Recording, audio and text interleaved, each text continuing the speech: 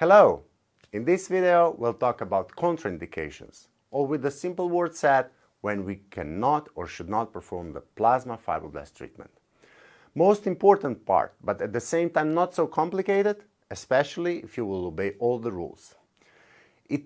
Plasma fibroblast is generally suitable for most of the people's skin types, textures, as it is particularly effective at treating notoriously difficult to treat areas, namely around the eyes, this is periorbital part, and around the mouth, perioral.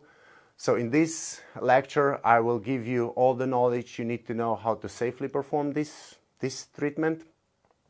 So plasma fibroblast does have some limitations in terms of contraindications, and let me list them, okay?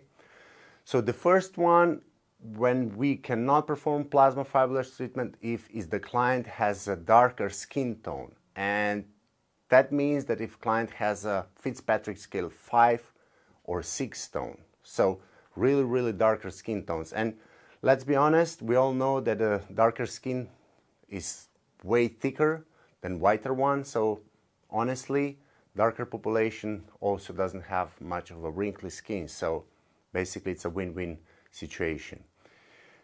If a client's skin is prone to the scarring or keloid scarring, usually the same way darker skin tones are way more prone to keloid scarring than whiter ones. But again, if you have a white skin tone which is prone to keloid scarring, we should not treat such a skin tone.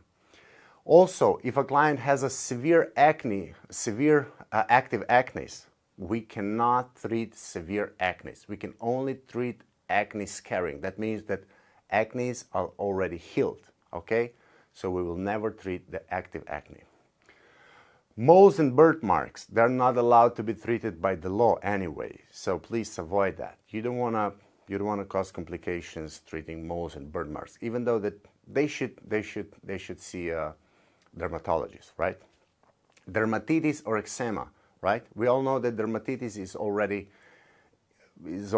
irritated skin, so placing the little spark, so-called fire, on top of irritated skin is definitely not something we're looking forward to do so. Open wounds, logically, lupus, psoriasis, vitiligo, any visible skin irritations, melasma. If a client has allergies or sensitivities to any products used during the treatment, if a client has a history of being treating with the blood thinning medications, if a client is immune deficient or has any other autoimmune disorder, if the client has been taking acne medications, for instance Reacotan, if a plasma fibroblast specialist follow all the guidelines, and their clients will most likely get the best possible and desired outcome, which is rejuvenated, tightened, and refreshed look of the skin.